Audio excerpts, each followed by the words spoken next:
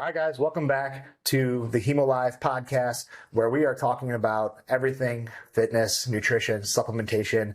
And we're back with Dr. Joe Moleski and Carlon McClerkin. And we're going to jump right into our next segment, which is building a safe and sustainable routine. So, Carlon, I'll start with you. How did you learn to listen to your body, and how can someone tell the difference between a normal soreness and a potential bleed? So when I work out, it's a very conscious or cautious workout, meaning when I'm working out, I'm doing my movements, but I'm doing them very slow to the point to where I'm working on pushing through, but actually using the correct muscle groups to push through. And while I'm doing some exercises, while I'm singling them out, I like to feel where I'm doing my workout to where I can make sure I'm doing the right movement. And when I first started, I used to think everything was a bleed. I'm not gonna lie. As a kid, I told my mom, yeah, this hurts. I was a very active kid, very, very active. I would go play basketball outside with my older brother. I would go play football. I would go play flag football. I would go do anything, everything. I was the kind of the kid that don't tell me no. I don't want to be told no. Yeah. So I'm going to try to figure out everything that I want to do. My dad's cutting the yard. I'm going out there. So coming back to the question, with all that being said, listening and learned my body through all of it. Now it's to the point to where when I get sore, I like to know if I had a chest day on Monday, if I'm sore in my chest, I know that's for my chest day. But if something's hurting in my leg, that's when I'm going back to think, I didn't do anything in my legs. Why are my legs hurting? So now I go back and think, okay, well, now this is when I start moving my leg. If I can move my leg, I still have mobility of my leg. It's not really so much of a bleed. When I lose the mobility of my leg and I lose all of that sensation, that's when the bleed comes along. But my soreness pain, I can still be very, very active. My bleed pain, I'm not as active. Like, there's very low movement, and even my pain levels are different. Yeah.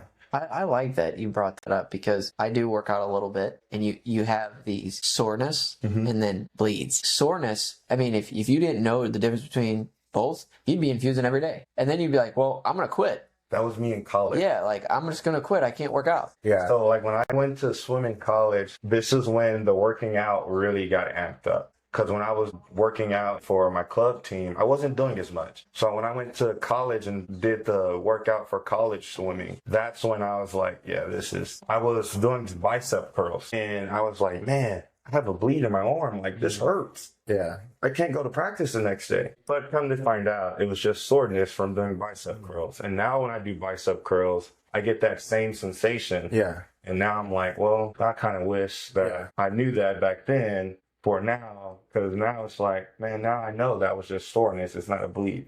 So really, really learning those two is what really helped me now to the point to where I can do as much as I can. Yeah. So a lot of what you're talking about is like the mind-muscle connection that you develop. And it does take quite some time to develop that. So, when you're developing this routine, you do really need to hone in on proper technique and, learning how to exercise properly. Like Dr. Joe mentioned earlier, picking the right weight to start off with so that you can break down the muscle properly when you're doing the right technique. What are ways that people can learn, though, to start when they get in the gym to start learning the proper techniques and how to do it right? I mean, which way?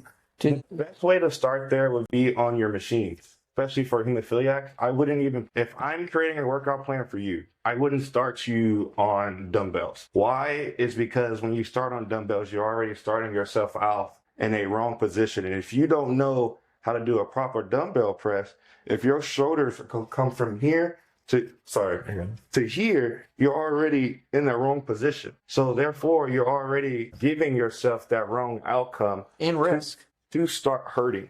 Yeah. So if you start on a machine, it's giving you the proper technique, the proper muscle to mind connection. So once you gain the muscle mind connection, you can move on to the free weights to the point to where you can start. Yeah. And like you said earlier, the key when you first start too and is slow and controlled movements. And one technique that I actually used whenever I was trying to learn my muscle connection is you tap on the muscle that you're wanting to work out. So if I'm doing chest, like, so for me too, people always ask me how I was able to develop my chest with my arm not being able to straighten out fully. Well, it was mind muscle connection. And so when I'm doing it, you can actually tap on it and you keep on to activate it as you're pushing through, and you just go slow. Like a lot of people get in the gym and they're just like, boom, like they need to push it out quick. That's not how we do it. You know, if our goal is to build muscle safely, slow and controlled, and that's why I can do bodybuilding. I'll get a bleed going bowling. I'll get a bleed going hiking. I'll get a bleed doing all these small things you don't think, but I can step on a bodybuilding stage. It's because it's slow, controlled, and proper technique. Do you guys use the band? Like, would you, like you just said, like bands? That's where you warm up feel from. It. Versus, I'm just going to go grab weights and do this. When you're doing that, you're really using the improper muscle groups, and you could have poor form. Boom, you got to bleed, and then you could potentially hurt yourself. And so, so maybe for our viewers, just start out with these bands, the muscle technique you just talked about, and actually reach out to LA or Carlin and just, hey, get some guidance. I mean, there's so many, like when I first started, there was just so many YouTube channels out there of people teaching you how to do the right movements, and you have to experiment with these exercises. Not every single one's going to work for you. And especially if you have, different target joints, the answer is to never just give up. There's always a solution, right? You can start using machines. You can hit different angles. Like for my bicep, my arm won't go up all the way, but guess what happens if I turn it this way? I can go up now, right? Can't go it's a little bit better. Like this one's more painful for me. If I turn it this way, I can go up and across. And then another thing I do is I'll actually hold my left hand and I will push it up with my right hand and go up and push it even further up to give myself even more contraction to break down that muscle. All you're doing is putting blood into the muscle.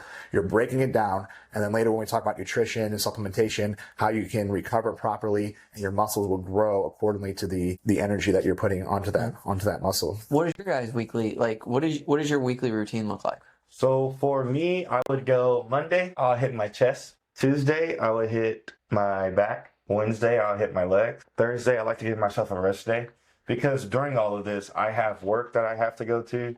I have disc golf that I picked up that I like to do. So like my morning routine, I wake up, I eat breakfast, I take my dogs out, I read my daily read, my Bible, write down in my journal. Then from there, if it's a Monday, I get my factor. From there, I go to the gym. From there, I go to disc golf. From disc golf, I go to my country club job. From my country club job, I go to my coaching job. From my coaching job, I come back home. Super busy. That is my routine. I try to do that routine Monday through Friday. Thursday is my rest day. I get back after it Friday, Saturday. Sunday is the rest day. What kind of recommendations would you give, though, to someone who's just starting out? I mean, that sounds like too much for someone just starting. I think starting out, when I started out, if I was going to the gym, I aligned it with the days I'm infusing.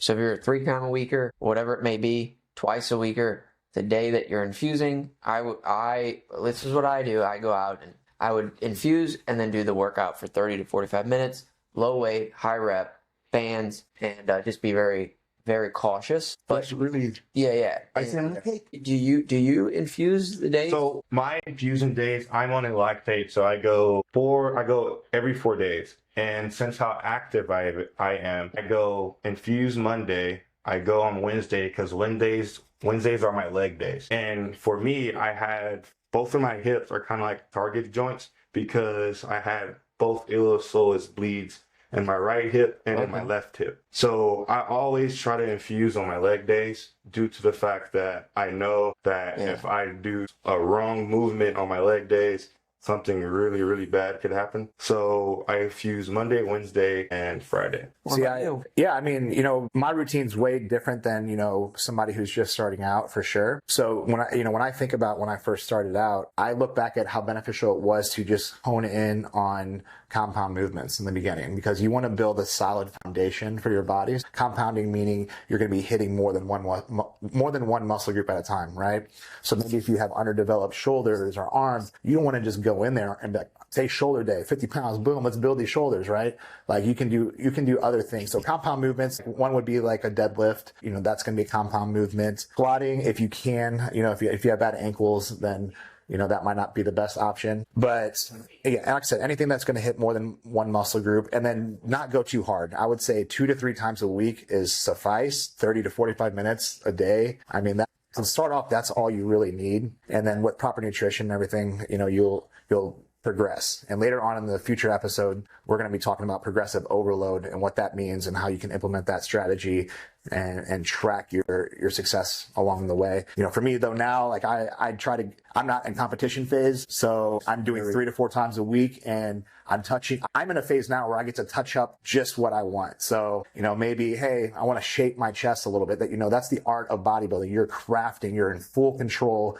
over your body. I want my shoulders to be a little bit more rounded out, and so I'm going to go there and just touch on those things, my craft. But in the beginning, you got to build that solid foundation. The bodybuilding is awesome.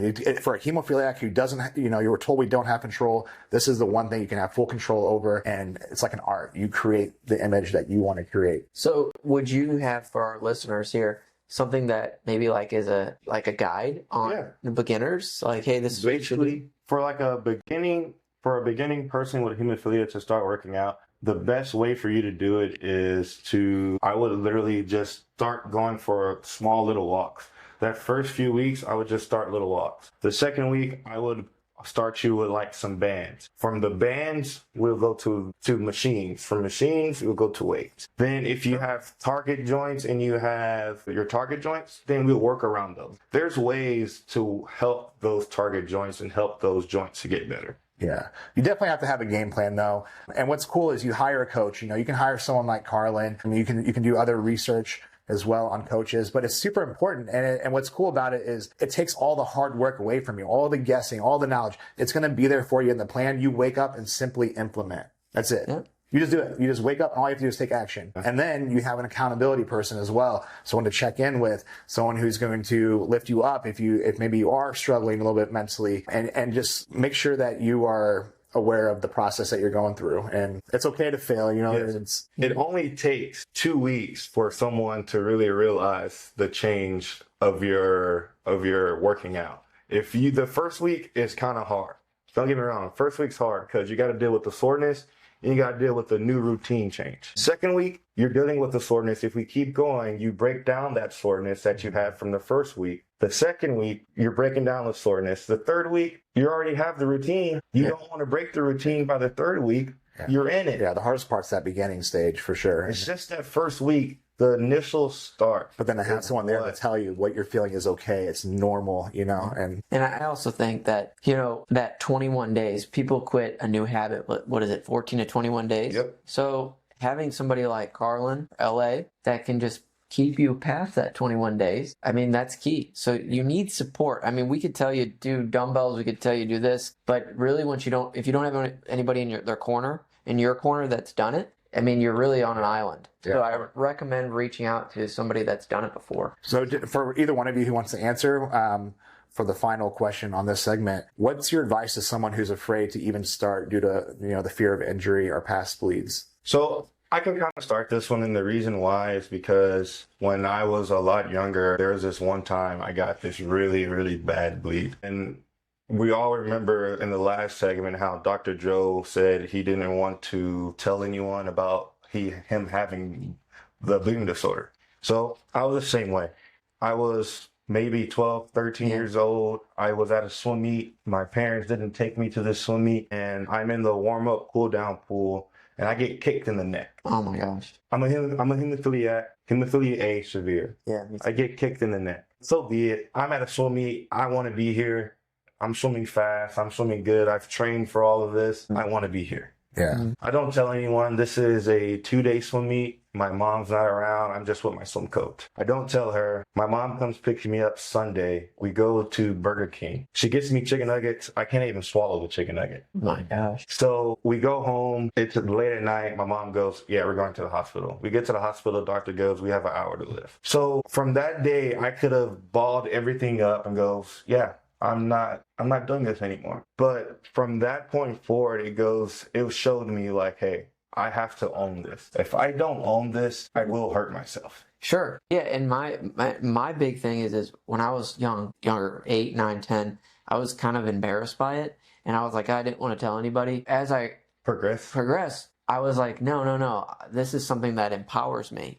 And I'm fine with telling folks and this and that. So I think, I'm 37, going to be 38. Back then, hemophilia, people didn't know a lot about it. They didn't know the treatments, this and that. But nowadays, I have a younger brother that he grew up completely different. Okay, we're 13 years apart. But nowadays, it's more accepted. So I recommend that, you do tell folks about it. It's very important. But where we grew up, it was different. I mean, yeah. Oh, I remember that stage. This would have never happened. No. I remember when, like when I first started social media, nobody posted on their profile hemophiliac. Dude, everywhere now, everywhere, people are proudly putting that in their bio. And this is like, we used to be like, no, this isn't me. This doesn't define me. Okay, maybe it doesn't define you. But man, if you just twist that, a little bit mentally, like it elevates you, dude. It turns you into something really special. Does. So that was always my goal in the beginning, is like turn this into a badge of honor, not a disability. Sure. And now I just love seeing how everyone is just putting it out there. It's open. Yeah. And just telling everybody, hey, I have this. If something happens, I need to get medical treatment, but I have it under control. Yeah. So. Yeah.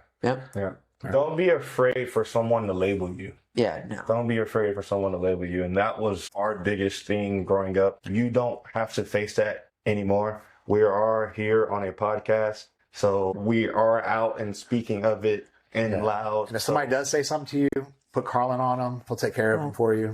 This is our life. It's hemo life. This is what we deal with. And it is not something to be afraid of. It is not something that hinders you in any way possible. Yeah. When you do have those bleeds, all we have to do is sit back, rest, ice, compression, elevate. Factor up. Then you're back to it. Awesome. Well, we had a great podcast here, and let's that's awesome. So that's it for this episode, guys. We'll see you next time.